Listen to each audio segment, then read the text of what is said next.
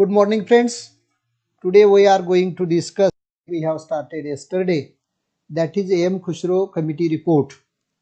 We have considered yesterday the appointment of A.M. Khushro Committee, the nature of A.M. Khushro Committee's recommendations, and some of the recommendations we have considered yesterday. First recommendation was weaknesses in regional rural banks in India will be recovered. The differentiate rate of interest on agriculture credit should be introduced. Third one, recommendations we have studied, that is establishment of National Cooperative Bank of India. Fourth one, to establish Infrastructural Development Corporation. These four recommendations we have considered on the last lecture. Today we are going to discuss the remaining recommendations laid down by A.M. Khushro Committee. Fifth recommendation was reconstruction of crop insurance scheme. Since 1951 we have launched a crop insurance scheme to such a type of crops which have to face number of problems by the farmers in a natural calamities like flood as well as famine. In such a way, whichever insurance is given to the farmers within the 15 states up to 1986, 15 states have been covered to the crop insurance scheme by credit cooperatives, nationalized banks and private commercial banks. Central and state government plays vital role for providing such type of amount to such type crop insurance scheme. But A.M. Khushro Committee's recommendation was related to reconstruction of crop insurance scheme. Whichever crop insurance scheme launched by central and state government for the betterment of farmers in a critical position to recover the farmers' economic conditions. The administrative structure should be recovered and proper justice should be given to the farmers in a natural calamities or problem challenges faced by the farmers. That's why crop insurance scheme should be launched to all over India, all the states, not only 15 states and two central territories, union territories, isn't it? And that's why reconstruction of crop insurance scheme is necessary for the benefits of farmers who are producing variety of crops production, cereals as well as pulses. Whenever he will be in a crisis, the insurance corporation should be gives the justice, gives assurance to the, and that's why crop insurance scheme should be revised, revitalized. This is one of the most important suggestions given by A.M. Khushro Committee. Next one recommendation is recovery of loans. Just we have considered some of the credit cooperative institutions and banks, and one of the most important problem faced by these cooperative banks and cooperative credit societies is recovery of loans, overdues, the problem of overdues. Whichever efforts have been taken by different type of financial institutions are not sufficient to recovery of loans. That's why systematic plan should be prepared for recovery of loan. Without recovery of loan, we do not maintain the sufficient finance to agricultural sector, and that's why A.M. Khushro Committee has recommended that special provision as well as special efforts have to be taken by the cooperative banks as well as central government and state government should prepare a plan to recovery of loan, and such type of suggestions and policy should be launched through the different type of credit institutions who provides loans to the agricultural sector. Last one recommendation is optimum banking facilities for rural development. It has been said that without rural development we do not develop India. Rural development is necessary for not only the agricultural development but industrial development also. Through the rural development and agricultural development, we can increase the industrial sector as well as service sector. And that's why whichever facilities required for the agricultural sector should be provided with a system, with a policy. And for that purpose, A.M. Khushro Committee has suggested that optimum banking facilities should be provided to the farmers and rural development. For example, in our country at present, near about 96,000 packs are available, and in India there are more than 6 lakh villages. 96,000 primary agricultural cooperative credit societies cannot submit the credit needs of lakhs of farmers who are engaged in agricultural sector, and agriculture sector is the base of rural development, and that's why optimum banking facility should be provided to each and every farmer, and that is necessary for rural development. AM Khusro Committee's recommendation for the rural development is such type of optimum banking facilities should be provided by central government as well as state government, and systematic plan should be prepared for that.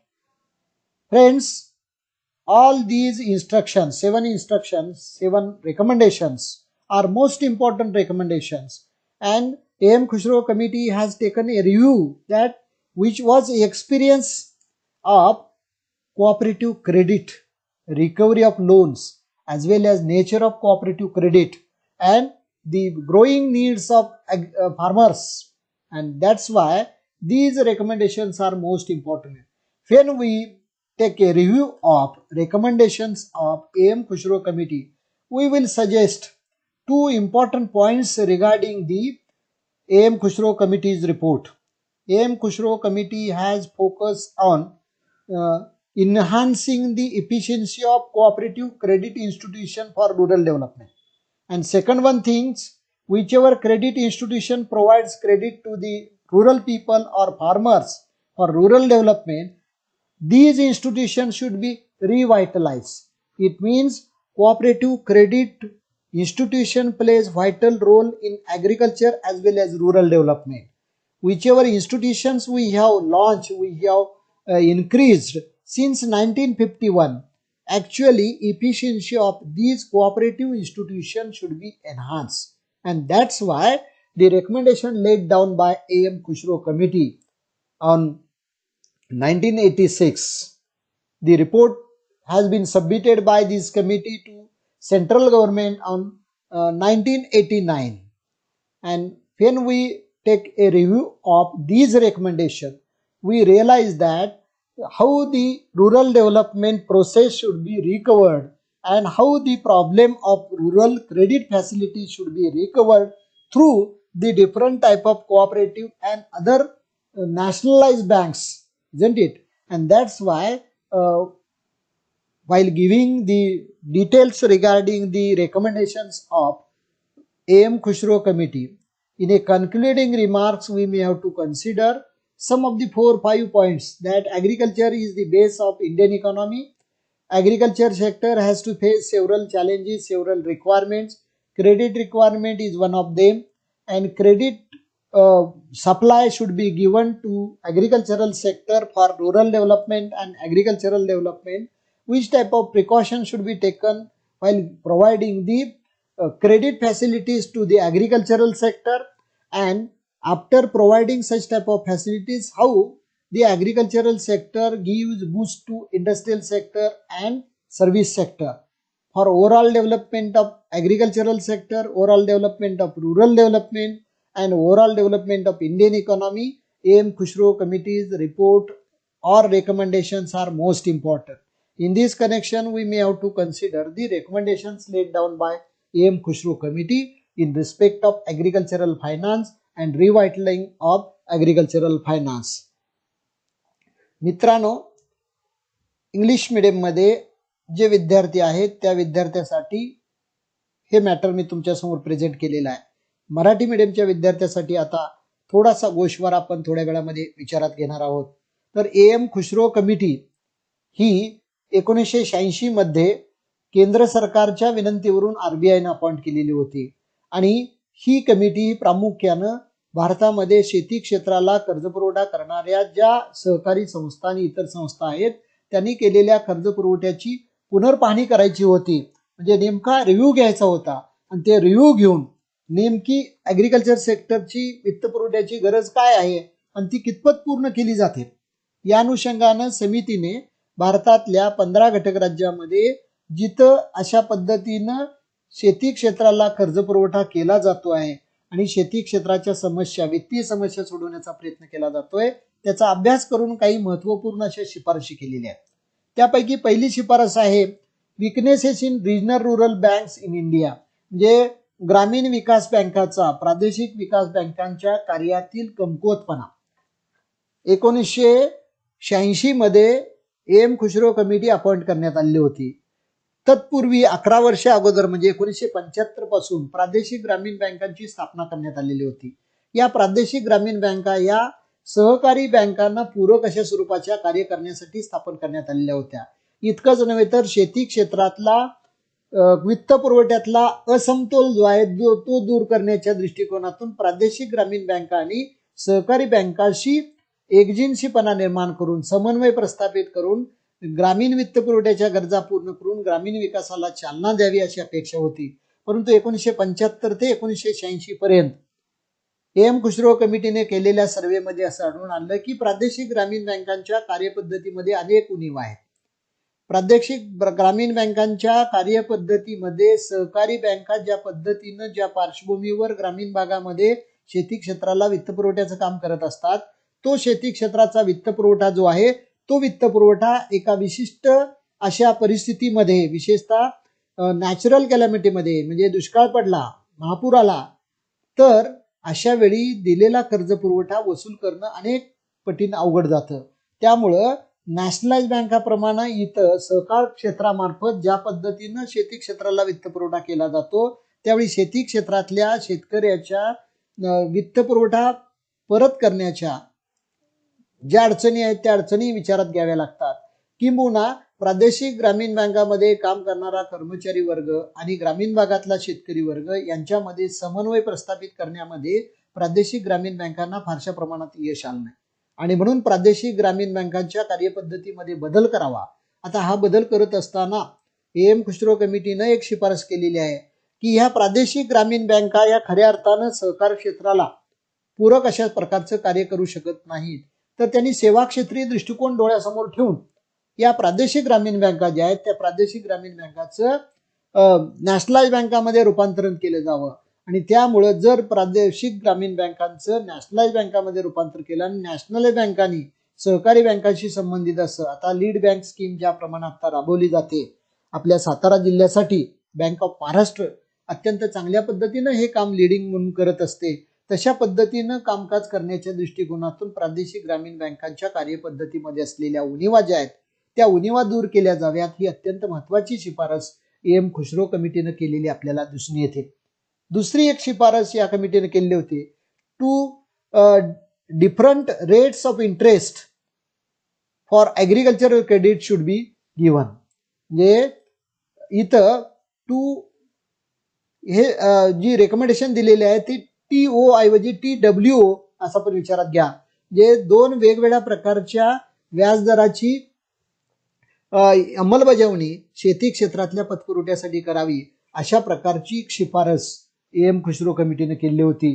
आता हे दोन वेगवेगळे दर शेती क्षेत्रासाठी कर्ज पुरवठा करताना कशासाठी असावेत, तर शेती क्षेत्रामध्ये प्रामुख्याने आपल्याला असं जाणवतं लहान आणि सीमांत शेतकरी जे आहेत, म्हणजे 5 एकरापेक्षा कमी जमीन असलेले जे शेतकरी आहेत आणि 5 एकरापेक्षा जादा जमीन असलेले शेतकरी जे आहेत, त्या मोठ्या शेतकऱ्यांची वित्तीय स्थिती, आर्थिक स्थिती वेगळी असते आणि लहान आणि सीमांत शेतकऱ्यासाठी व्यापारी बँका जो कर्ज ठेवीवर जे व्याज देतात त्याच्यापेक्षा 1.5% जादा दरानं, म्हणजे त्या कालखंडामध्ये 9.5 ते 9.5% ठेवीवर व्याज दर दिला जायचा आणि त्याच्यापेक्षा 1.5% जादा म्हणजे 10 ते 10.5% पर्यंतच कर्ज हे लहान आणि सीमांत शेतकऱ्यांना कमी व्याज दरानं द्यावं आणि अन्य शेतीशिवाय इतर कारणासाठी जी कर्ज घेतली जातात किंवा शेतीच्या इतर कामासाठी जी कर्ज घेतली जातात त्याच्यावर सरासरी 15.5% व्याजदर आकारला जावा.